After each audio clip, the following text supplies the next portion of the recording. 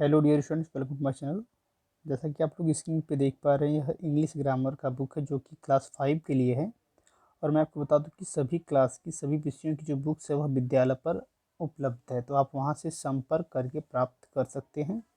क्योंकि बच्चों, जो ऑनलाइन क्लास चलने वाला है वो नए बुक के माध्यम से ही चलेगा, तो आप अपनी सुविधा के लिए वहाँ से विद्यालय से बुक प्राप्त कर लें। ठीक है, तो आइए देखते हैं कि क्लास 5 के इंग्लिश ग्रामर में हमको क्या क्या पढ़ना है, क्या क्या कंटेंट्स इस बुक में दिया हुआ है। तो आप लोग यहाँ पे देख पा रहे हैं कंटेंट्स जो है। पहला जो है हमारा चैप्टर वह है the sentence and its kinds. दूसरा है nouns, pronouns, adjective, verb, adverb, preposition, conjunction.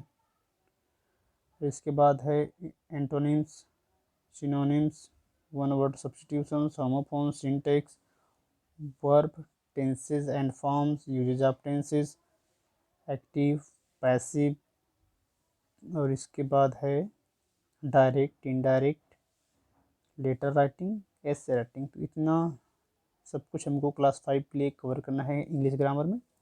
तो आज का जो हमारा क्लास रहेगा वह रहेगा the sentence and its kinds को लेके। ठीक है, तो इसी को आज हम लोग पढ़ेंगे। चलिए इस पे पढ़ते हैं इसको। आप लोग देख पा रहे हैं यहाँ पे लिखा हुआ है the sentence and its kinds. तो सेंटेंस, सेंटेंस का जो हिंदी अर्थ होता है उसको हम बोलते हैं वाक्य। ठीक है, वाक्य। आप इसके पहले हिंदी में पढ़े होंगे, हिंदी के ग्रामर में, हिंदी के व्याकरण में वाक्य। तो वाक्य किसे कहते हैं या वाक्य की परिभाषा क्या होता है, तो वो मैं बता दूं आपको कि शब्दों का वह समूह जिसका कोई सार्थक अर्थ निकलता हो। ठीक है, तो पहली बात तो यह है कि शब्दों का समूह होता है। जो वाक्य है या जो सेंटेंस है वह शब्दों का समूह होता है। शब्द, शब्द को इंग्लिश में बोलते हैं वर्ड। ठीक है, तो जो वाक्य है या जो सेंटेंस है हमारा, वह शब्दों का समूह होता है।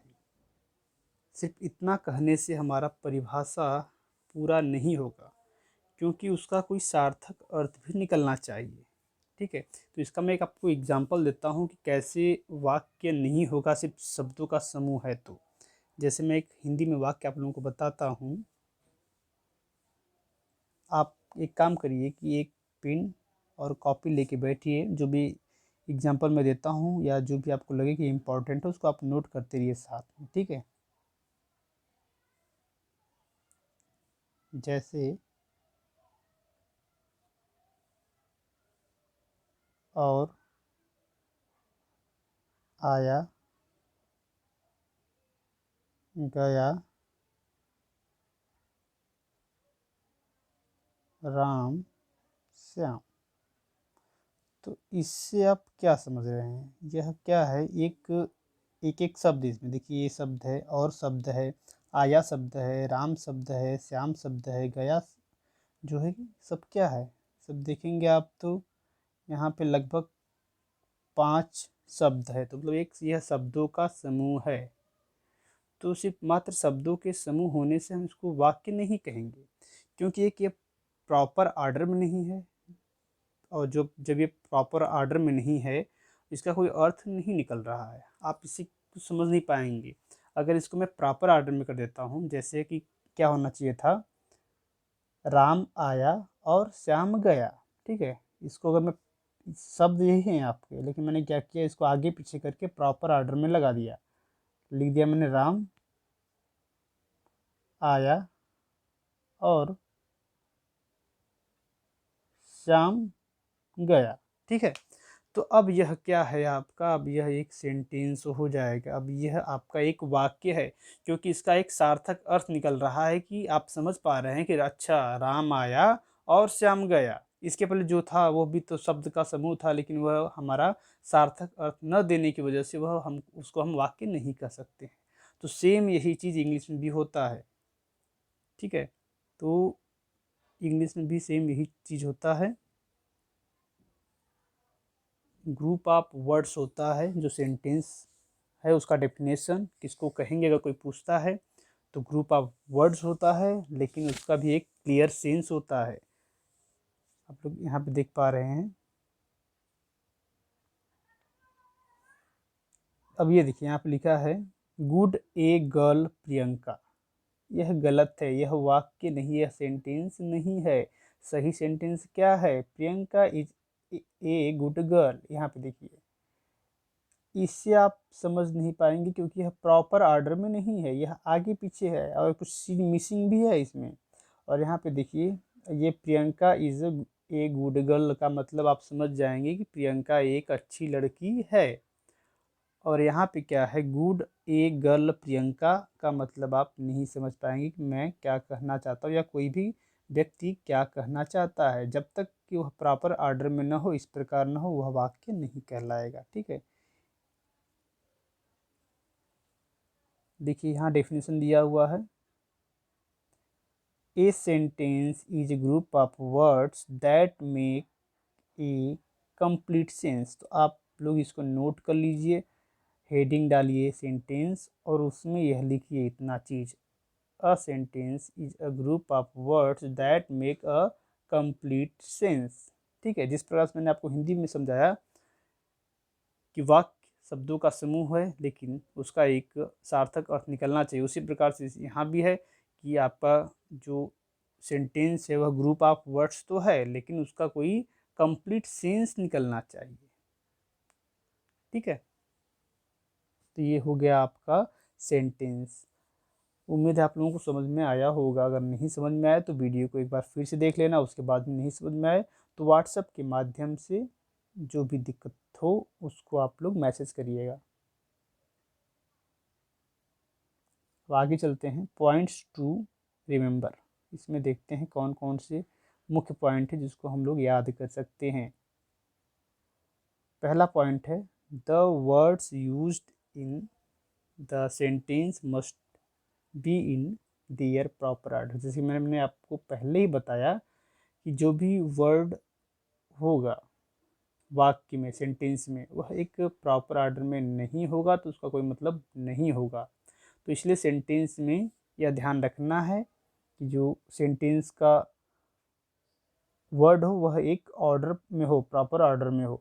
और क्या है, each sentence must always begin with a capital letter. तो जैसे कि जहाँ सेंटेंस खत्म हुआ है उसके बाद जब अगला सेंटेंस लिखना है तो वह कैपिटल लेटर से स्टार्ट होगा। ठीक है, punctuation marks like full stop, question marks, exclamation marks must be used in end of the sentence. जैसे कि हमारा एक वाक्य खत्म हो गया है, मैंने बोला, जैसे यहाँ पे है ऊपर देखिए, Priyanka is a good girl. ये हमारा एक वाक्य था, मैंने बोला कि प्रियंका एक अच्छी लड़की है। हमारा वाक्य यहीं पे समाप्त हो गया। तो हमने यहाँ पे क्या दिया, फुल स्टॉप। आप लोग देख पा रहे हैं यहाँ पे मैंने फुल स्टॉप लगाया है। तो इसी प्रकार से जब आपका सेंटेंस खत्म हो जाएगा तो आप वहाँ पे क्या करेंगे, फुल स्टॉप लगा देंगे या क्वेश्चन मार्क हो, जो भी हो, वह वाक्य के लास्ट में जब वाक्य समाप्त हो जाएगा तो वहाँ आपको लगाना है। तो बच्चों अब आते हैं हम लोग काइंड्स ऑफ सेंटेंसेस, कि अब सेंटेंस कितने प्रकार का होता है उस पर बात करने वाले हैं। जैसे कि आप लोग देख पा रहे हैं यहाँ पे 5 प्रकार का बताया गया है। इसका मतलब सेंटेंस जो है 5 प्रकार का होता है। आप लोग देख पा रहे हैं यहाँ पे कि कौन कौन सा है, असर्टिव और statement sentence, interrogative sentence, imperative sentence, exclamatory sentence, operative sentence. तो यह 5 प्रकार का सेंटेंस होता है। ठीक है, तो इसमें हम पहले पढ़ेंगे सबसे असर्टिव और स्टेटमेंट सेंटेंस। मतलब ये है, इसको हम कह सकते हैं कि साधारण वाक्य। जो आप लोग यहाँ पे देख पा रहे हैं, पहला ये होगा क्या, साधारण वाक्य। तो जो साधारण वाक्य है, जो असर्टिव सेंटेंस होता है, उसको कहते हैं an assertive sentence expresses a statement to tell a fact. A statement sentence always ends with a full stop. जैसे मैंने बताया आपको, साधारण वाक्य होता है जो कि अंत में, जब वाक्य हमारा साधारण वाक्य जब खत्म हो जाता है तो उसको हम फुल स्टॉप के साथ ही समाप्त करते हैं। मतलब अंत में हम लोग क्या करते हैं, फुल स्टॉप लगाते हैं। असर्टिव सेंटेंस में be classified into affirmative and negative sentence. जैसा कि आप लोग यहाँ पे देख पा रहे हैं, जो असर्टिव सेंटेंस है इसको भी दो भागों में बांटा गया है। मतलब एक अफर्मेटिव होता है और एक होता है निगेटिव, मतलब एक नकारात्मक होगा और एक जो होगा सकारात्मक होगा, जिसको हम सकारात्मक बोल सकते हैं। तो साधारण वाक्य में दो तरह से बांटा गया है, एक हो गया हमारा अफर्मेटिव और एक हो गया निगेटिव। तो आगे पढ़ेंगे इसके बारे में, आइए देखते हैं।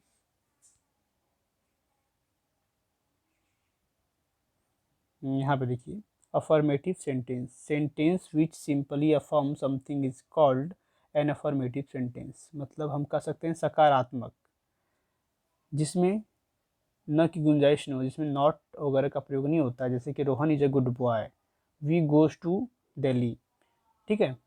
तो यह क्या है, यह अफर्मेटिव है, सकारात्मक है।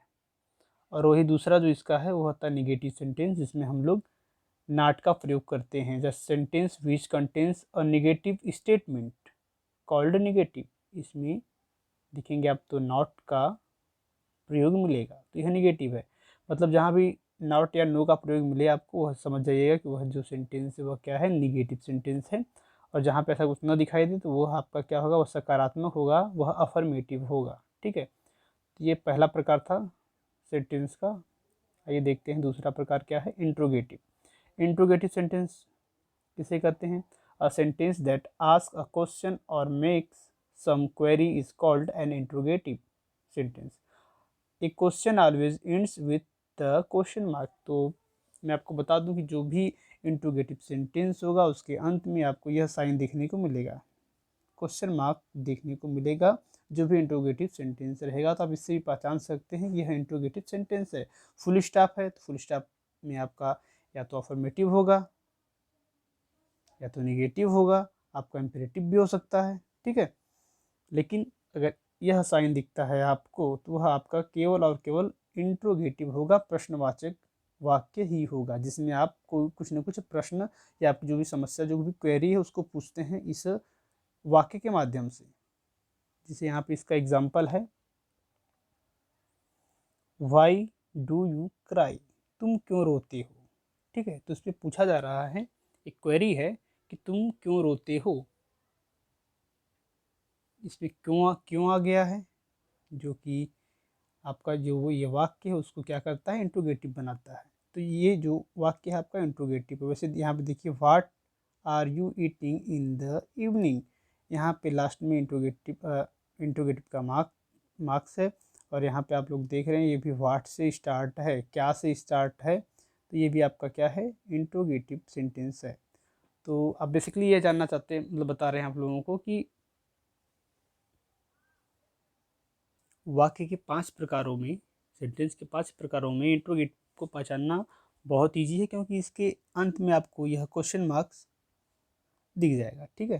और आगे चलते हैं imperative sentence.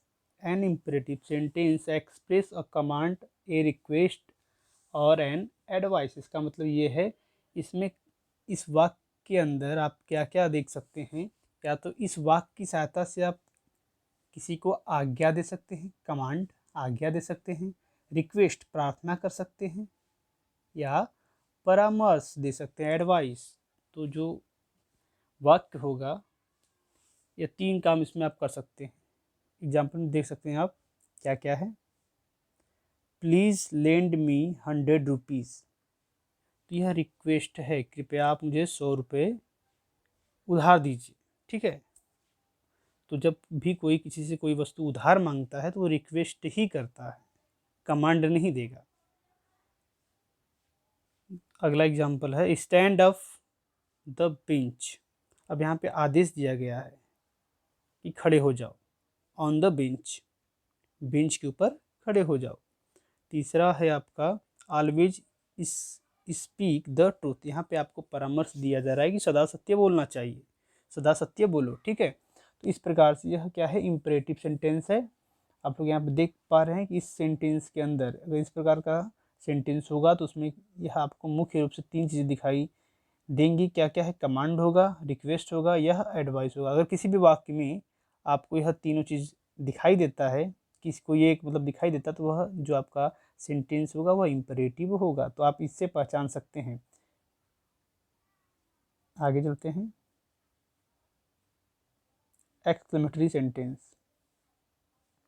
An exclamatory sentence expresses a strong or sudden feeling, and exclamatory sentence always ends with a mark of exclamation।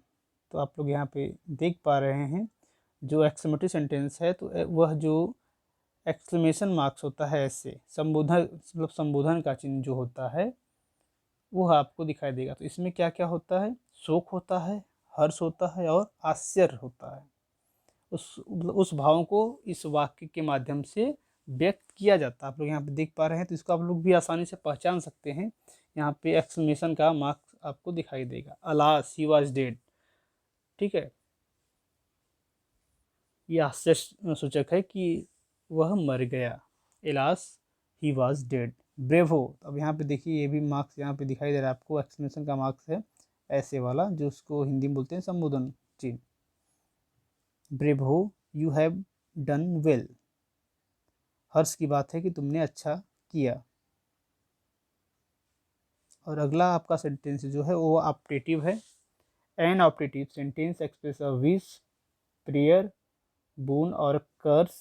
N optative sentence ends with a mark of exclamation. इसमें भी जो संबोधन का चिन्ह होता है इसके भी लास्ट में वही लगता है। ठीक है, ये वाला मार्क्स इसके भी लास्ट में, मतलब इन दोनों में ये चीज़ कॉमन है, दोनों के लास्ट में एक्सक्लेमेशन मार्क्स लगता है।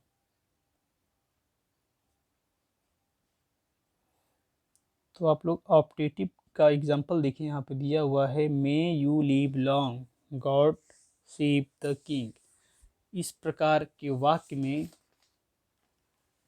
आपको आशीर्वाद दिया जाता है, अभिशाप दिया जाता है या इच्छा प्रकट किया जाता है। तो आप लोग इससे पहचान सकते हैं मतलब कि इस वाक्य में क्या कहा जा रहा है। तो इस प्रकार से आप लोग पहचान सकते हैं। तो यहाँ पे जो था सेंटेंस और उसके प्रकार समाप्त हो चुके हैं। आपको मैंने सेंटेंस किसे कहते हैं वो बता दिया, और उसके प्रकार कितने वो बता दिया, उसके साथ साथ एग्जाम्पल बता दिया। तो आप लोगों का काम इतना है कि जो मैंने बताया उसको सुनकर आप लोग कॉपी पे लिख लीजिए, और जो यहाँ इसमें जो डेफिनेशन दिया हुआ था सेंटेंस को उसको भी लिख लीजिए।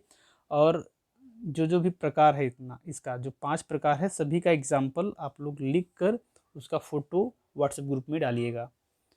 आपके लिए होमवर्क है, समझ लीजिए कि आपको सेंटेंस का डेफिनेशन लिखना है, टाइप ऑफ सेंटेंस लिखना है, और सभी विथ एग्जांपल लिखना है। ठीक है, और इसमें छोटा सा एक पॉइंट और है, वो भी देख लेते हैं। पार्ट ऑफ सेंटेंस, मतलब वाक्य के कितने पार्ट होते हैं, जो आपका सेंटेंस है उसके कितने पार्ट होते हैं वो भी देख लेते हैं। ज़्यादा नहीं, छोटा सा ही है। इसमें दिया है, a sentence can be divided into 2 parts, subject and a predicate. तो यहाँ पे लिखा हुआ है कि जो हमारा सेंटेंस है उसको हम 2 भागों में बांट सकते हैं। पहला भाग हमारा होता है सब्जेक्ट और दूसरा होता है प्रेडिकेट। ठीक है, देखते हैं सब्जेक्ट क्या है। The subject is that part of sentence about which something is said. Predicate, the predicate is the part of sentence which tells us something about the subject. The predicate can be one और many words and always contains a verb। ठीक है, तो इसमें मोटी मोटा समझे हम लोग। मोटी बात क्या है इसमें, कि जो सेंटेंस होगा उसमें जब 2 पार्ट करेंगे तो एक सब्जेक्ट होगा और एक प्रेडिकेट होगा। तो हम लोग ये समझ पाएंगे कि जहाँ से वर्ब स्टार्ट हो रहा है उसके पहले से क्या है, हमारा सब सब्जेक्ट होगा, उसके बाद का सब प्रेडिकेट होगा। जैसे आप लोग यहाँ पे देख पा रहे हैं, Rekha is eating ice cream. Rekha is eating ice cream, तो रेखा के बाद यहाँ पे आपका हेल्पिंग वर्ब आ गया है, उसके बाद से आपका क्या हो गया है, प्रेडिकेट। और रेखा क्या है, हमारा सब्जेक्ट हो गया, बाकी सब टोटल चीज़ हमारा प्रेडिकेट हो गया।